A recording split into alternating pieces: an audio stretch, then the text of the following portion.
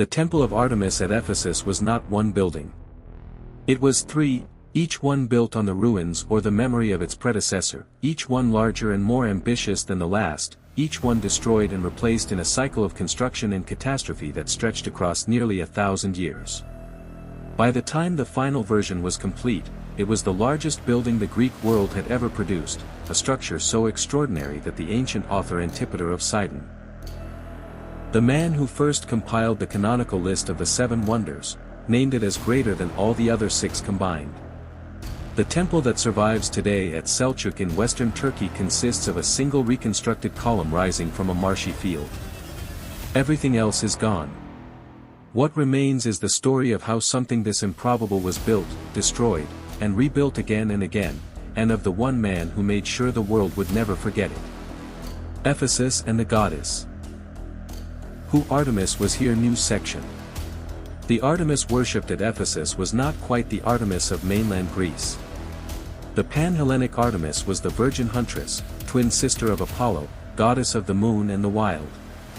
The Ephesian Artemis incorporated these aspects but was primarily a goddess of fertility, abundance, and the protection of the city. A figure whose ancient cult had roots in the pre-Greek Anatolian religious traditions of the region, which Greek settlers had absorbed and assimilated rather than replaced. The famous cult statue of Ephesian Artemis, known from numerous Roman period copies that survive in museums, depicts a standing figure with multiple protrusions on the chest, traditionally interpreted as breasts, though more recent scholarship has proposed that they represent bull testicles offered in sacrifice, ostrich eggs, or clusters of bees.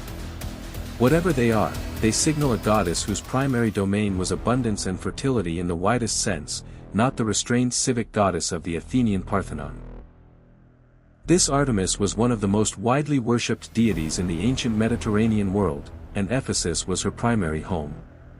The city's identity was inseparable from the temple. The economy of Ephesus depended substantially on the pilgrims, tourists, and merchants who came for religious purposes. The temple itself served as a bank, a place of asylum, and a commercial center as much as a purely religious institution. When the Apostle Paul preached in Ephesus in the 1st century CE and began to convert its population, the first resistance he encountered came not from religious traditionalists but from the silversmiths who made their living selling miniature figurines of Artemis to pilgrims, men whose economic survival depended directly on the temple's continued operation. The riot of the silversmiths, described in the Acts of the Apostles, is a vivid illustration of how completely the physical and economic life of the city was embedded in the worship of Artemis. The First Temple, Bronze Age Origins. New section. Archaeological investigation of the Artemis Ion site, conducted most thoroughly by the British Museum in the 19th century and by subsequent excavators in the 20th, has revealed that religious activity at the location predates the famous classical temple by many centuries. Votive offerings found in the deepest excavation layers include objects datable to the Bronze Age, the 2nd millennium BCE, suggesting that the site was sacred long before the arrival of Greek settlers in the region. These early offerings include amber beads from the Baltic, electrum figurines, and ivory carvings that indicate the site was already attracting dedications from considerable distances, implying an established cult of regional significance. The first recognizably Greek temple at the site was built in the early Archaic period, around 800 to 700 BCE. It was a relatively modest structure by later standards, but already significant in scale, a wooden columned hall with a terracotta roof, typical of the early Greek temple tradition. This building was damaged or destroyed, probably by flooding from the nearby Cayster River, and was replaced in the 7th century BCE by a more substantial stone structure. It was this temple that was itself replaced by the great project of the 6th century, the temple that became a wonder. The Second Temple.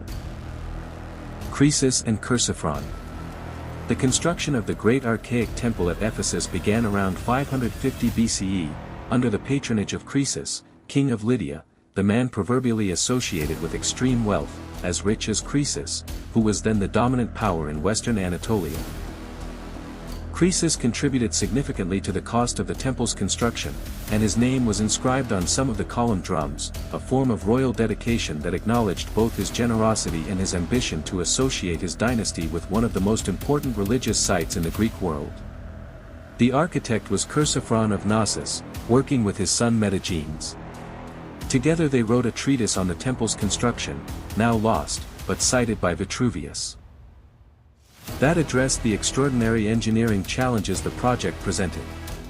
Chief among these was the problem of the column drums. The temple was designed with columns of marble, each drum weighing several tons and needing to be transported from the quarry at Mount Pentelicus, or more probably a local quarry, to a site on soft, marshy ground near the coast.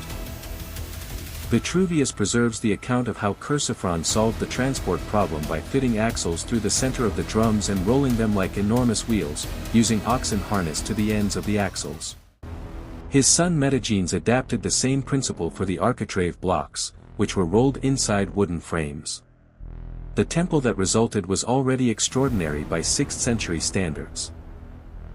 Approximately 115 meters long and 55 meters wide, with a double row of columns along its flanks numbering more than 100 individual drums. It had a deep front porch with multiple rows of columns and a rear porch corresponding to it at the back. The lower drums of the front columns were carved in relief, a feature unique to this temple among all classical Greek buildings. Depicting mythological figures in a continuous sculptured band at eye level, so that the worshipper approaching the entrance moved through a procession of divine and heroic imagery before entering the building's interior. Herostratus, the fire and the name expanded. On the night of July 21, 356 BCE, the same night, according to ancient tradition, on which Alexander the Great was born in Macedon, a man named Herostratus set fire to the wooden roof of the Temple of Artemis at Ephesus. The temple was destroyed. Herostratus, when captured and tortured, explained his motive with a clarity that has haunted historians ever since. He wanted to be famous. He wanted his name to be remembered forever. The Ephesian authorities, understanding the problem, decreed that his name should never be spoken or written, a damnatio memoriae intended to deny him exactly the immortality he had sought. The decree failed, as such decrees typically do. His name is known because ancient authors recorded it in the act of noting that it was forbidden. He achieved what he wanted. Every dictionary that contains the word herostratic, meaning an act of destruction motivated purely by the desire for fame, contains his name. The fire was not simply an act of vandalism with historical consequences.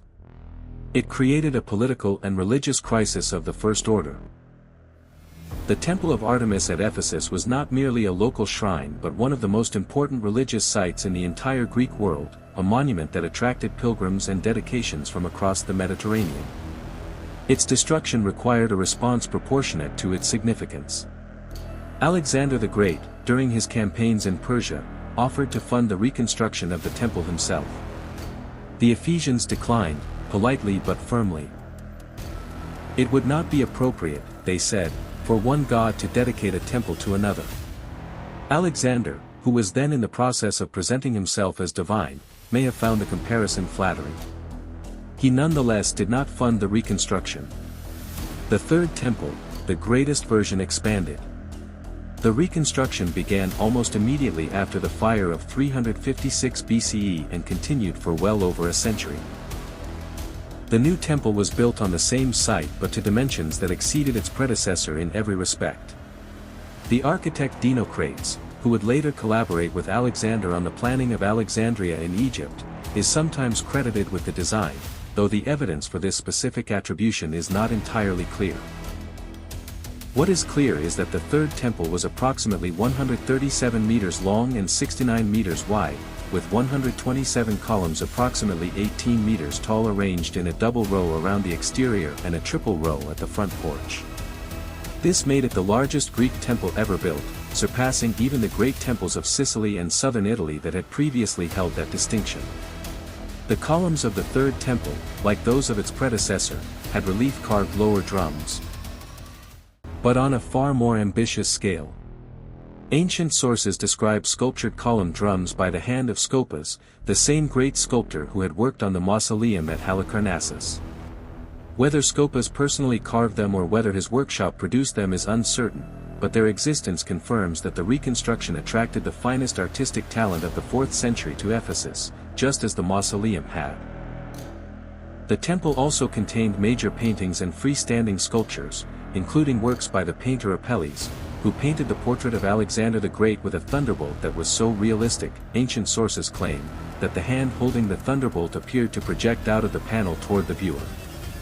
The interior of the temple housed the great cult statue of Artemis, the center of the entire religious and economic system that the temple sustained. Around the interior stood dedications of incalculable value accumulated over centuries, gold and silver objects, jewelry, weapons, and other gifts from rulers, cities, and individuals who wished to honor the goddess or sought the protection her sanctuary provided. The temple functioned as a bank in the sense that its inviolability made it a safe deposit institution. Wealthy individuals and city-states stored valuables there under the protection of the divine space, which was recognized by both Greek and non-Greek powers as sacrosanct. The final destruction and what remains new section. The Third Temple stood for approximately 600 years. In 262 CE, the Goths raided Ephesus and sacked the temple, carrying off its treasures and causing severe damage to the structure. It was partially repaired but never restored to its former state. As Christianity spread through the Roman Empire in the 3rd and 4th centuries, the economic and religious foundations that had sustained the temple for centuries steadily eroded. The last recorded reference to the temple as a functioning religious site dates from the early 5th century CE. It then fell into complete disuse, was stripped of its remaining decorative elements, and collapsed. Aided by earthquakes, the deliberate removal of materials for other construction projects, and the general neglect that follows the abandonment of any large masonry structure. By the medieval period, the site was entirely forgotten. The marsh that had always surrounded it gradually reclaimed the ruins, burying them under several meters of alluvial deposit. When the British archaeologist John Turtlewood began searching for the temple in 1863, he could find no one in the region who knew where it had stood. He spent 6 years excavating before, in 1869, he found the temple pavement beneath approximately 6 meters of soil. Subsequent excavations recovered thousands of fragments, architectural pieces, sculptural elements, coins, votive objects, and the remarkable carved column drums that had attracted ancient admiration. Most of the significant finds are in the British Museum, a smaller collection is in the Ephesus Museum in Selçuk. At the site itself, a single reconstructed column rises from the marshy ground, assembled from fragments found during various excavations, topped by a capital that is not original, to mark the position of one of the greatest buildings the ancient world ever produced.